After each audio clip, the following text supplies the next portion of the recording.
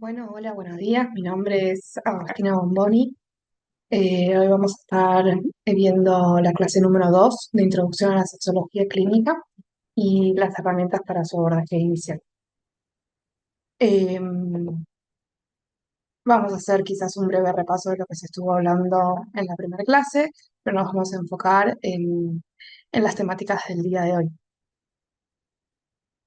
Los objetivos de la clase son tres básicamente.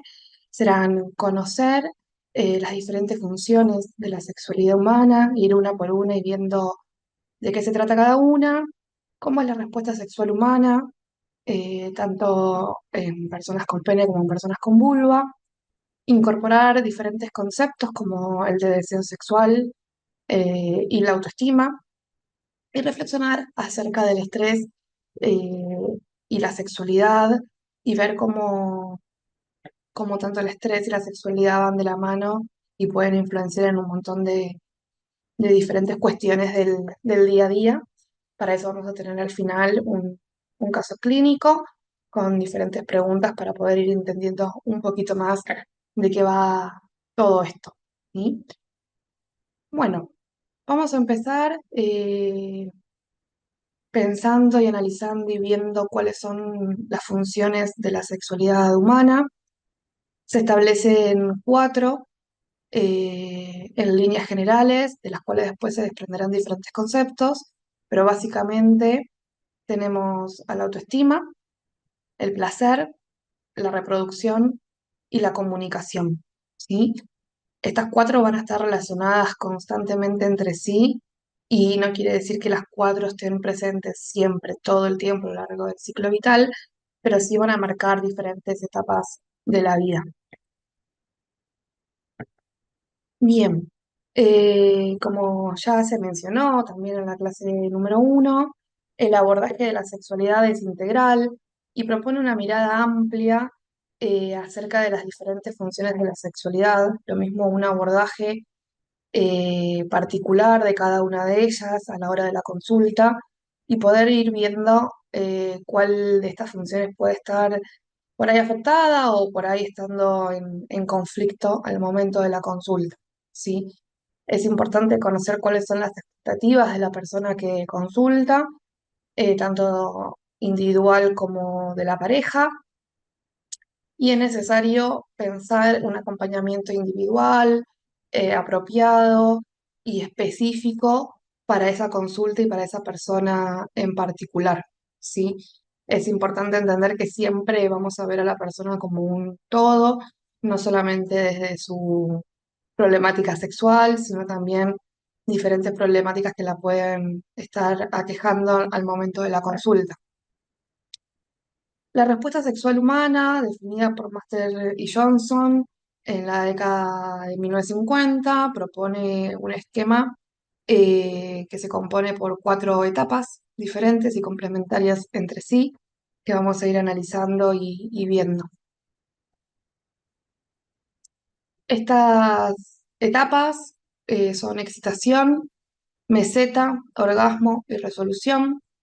En ese orden, teniendo en cuenta que el desenlace de una necesita a la previa, digamos, a la etapa previa. Aquí tenemos un esquema donde podemos ver las diferentes etapas de la sexualidad humana en diferentes situaciones, tanto en varones y en mujeres. Si bien son las mismas etapas, se ven diferentes gráficos, ¿verdad? Tenemos la parte de la excitación, que para ambos casos va a ser la misma, ¿sí? Una etapa de meseta, en donde esta excitación va a ir generando cada vez más excitación para poder llegar al orgasmo, ¿sí?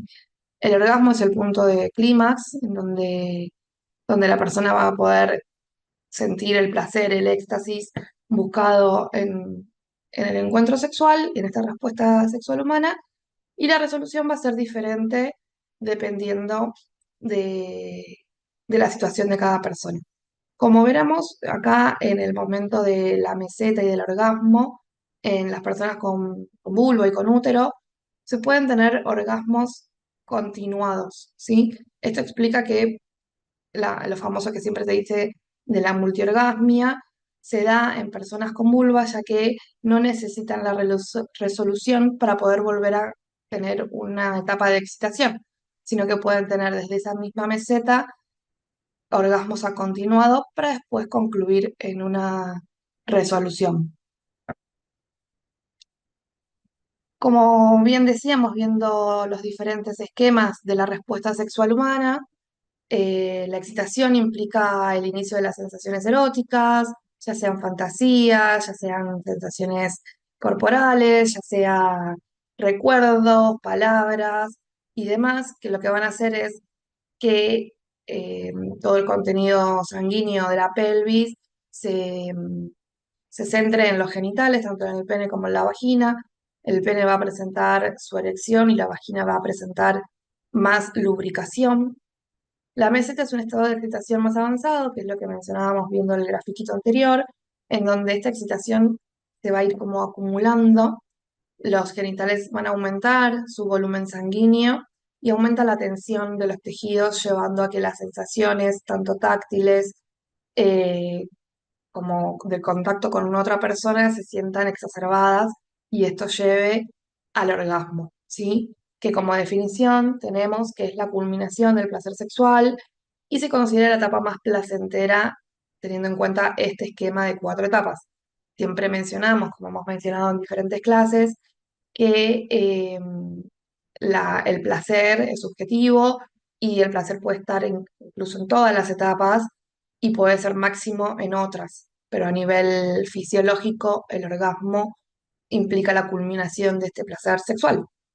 Y la resolución es la disminución de estas respuestas fisiológicas que van disminuyendo poco a poco, se va redistribuyendo esa sangre que había llegado a los genitales, se vuelve a un estado basal, tanto en la erección del pene como en la lubricación de la vagina.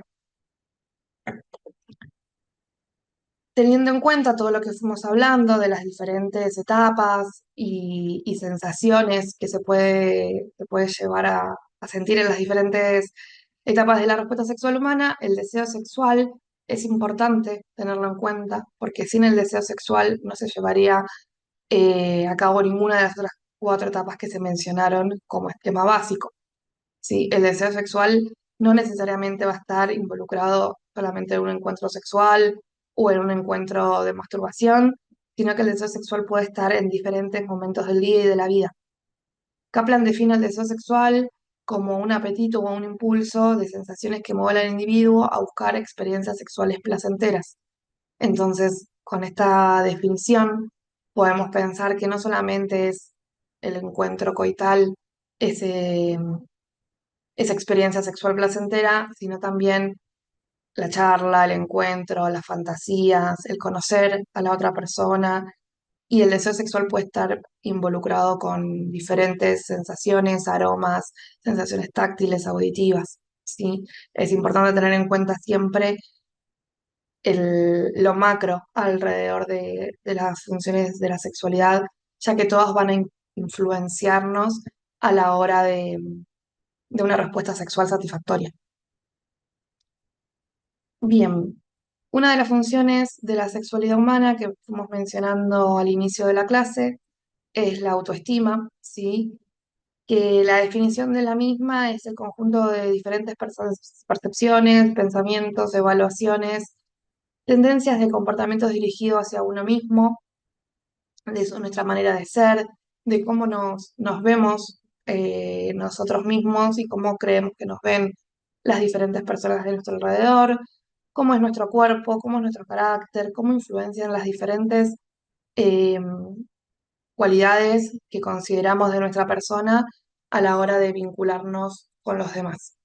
Sí, es importante tener en cuenta que la autoestima, más allá de ser una de las funciones de la sexualidad humana, también incluye diferentes aristas de nuestra psique y de nuestra forma de vincularnos, más allá de lo sexual, ¿sí?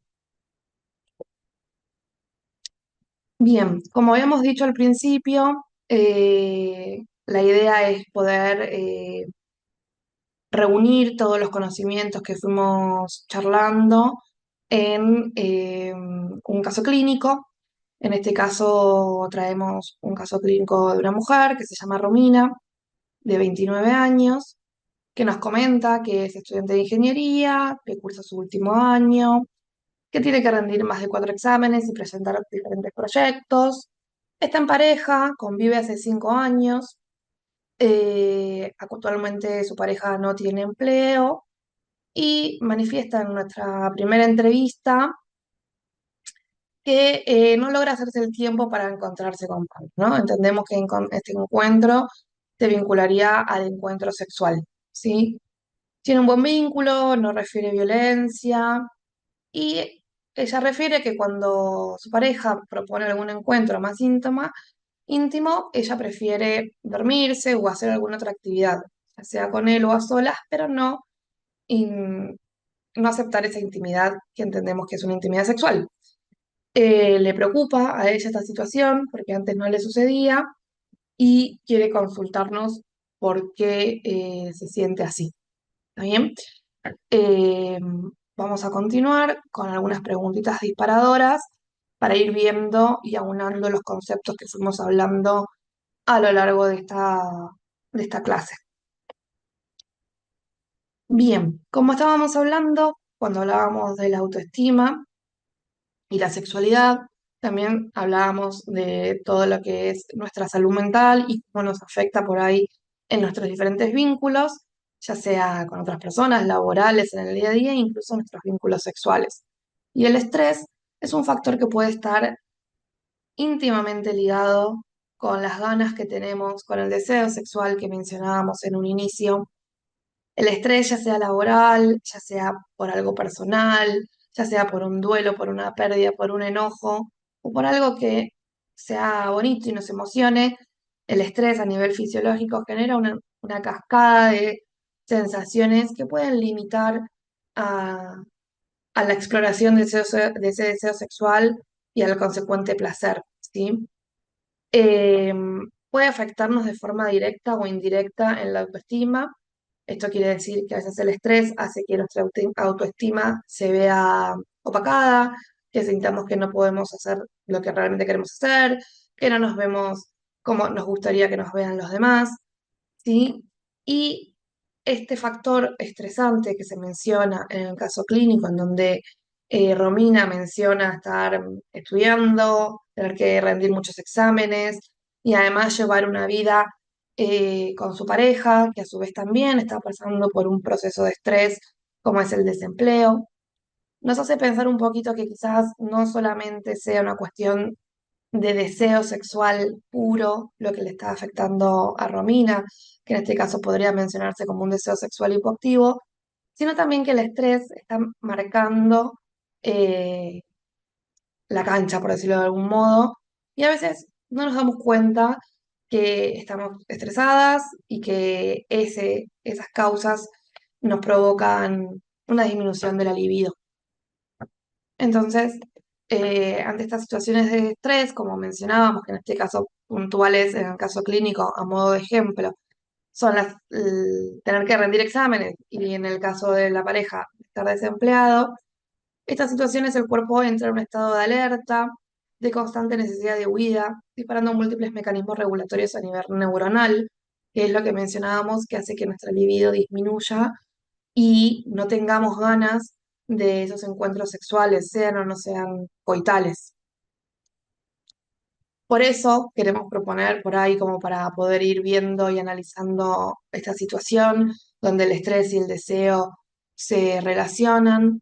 ¿Qué preguntas le harían a Romina? ¿Le harían alguna otra pregunta más allá de lo que expresó en la primera entrevista? ¿Creen que las diferentes tareas diarias pueden afectar el deseo sexual? ¿Y qué es lo que le preocupa a Romina y por qué? Pensando un poquito en estas preguntas, se le podría preguntar a Romina cómo era su vínculo antes de estas situaciones de estrés, cómo se conocieron con Pablo, cómo se vincularon en un inicio sexualmente y cómo era el deseo sexual previo a la consulta o hace cuántos meses o tiempo está atravesando por esta situación. Esto que hablábamos de las diferentes tareas diarias y de lo que nos genera estrés, cómo nos pueden afectar el deseo, que es lo que desarrollamos hace un rato, que el deseo sexual está íntimamente ligado con nuestra autoestima y a su vez está con los niveles de estrés que podemos ir manejando. ¿Y eh, qué creen que es lo que le preocupa a Romina? Quizás estábamos ahí hablando al principio de donde Romina planteaba que le preocupaba que esto afecte a su pareja y quizás sí sea uno de los detonantes de los motivos de consulta, pero también quizás lo que le preocupa a Romina es si esto se va a resolver, si hay una respuesta rápida, si hay un tratamiento. Y la verdad es que lo ideal es ir avanzando en la terapéutica e ir hablando con Romina acerca de estos desencadenantes de estrés y retomar y valorizar ese deseo sexual como para que se ponga en primera línea y ver cómo se maneja con las situaciones de estrés. Respecto a esto que venimos comentando, es importante volver a repreguntar cómo es el vínculo de pareja, tanto en el presente como en el pasado. La importancia de realizar una entrevista completa, más allá de las cuestiones sexológicas, también hacer una entrevista clínica, cómo son sus vínculos, cómo se desarrolla ella en sus actividades y con demás personas. Teniendo en cuenta todo esto, eh, es importante mencionar en las consultas las situaciones de estrés y proponerle a nuestros pacientes hablar más allá de las situaciones sexuales o de los encuentros con otras personas, sino también poner en juego las situaciones estresantes y cómo esto puede afectar al deseo y en diferente manera a las diferentes funciones de la sexualidad humana. En este apartado hicimos fundamental hincapié en la autoestima, porque es fundamental a la hora de las diferentes etapas de la respuesta sexual humana, pero eso mismo puede afectar cómo nos comunicamos, cómo nos vinculamos con el otro, puede afectarnos en la reproducción a la hora de pensar si queremos o no tener hijos o hijas, y el estrés puede afectar fisiológicamente al eje de la reproducción. Bueno, sin más, espero que haya podido avanzar un poquito en estos contenidos de la sexualidad humana y continuamos en las próximas clases. Les dejo una frase de Foucault para reflexionar, para que la lean y la puedan comentar entre ustedes o incluso ver cómo se vincula con esta clase que vimos y con las funciones de la sexualidad humana, el deseo sexual y las diferentes etapas de la respuesta. Desde ya, muchas gracias y nos vemos en la próxima clase.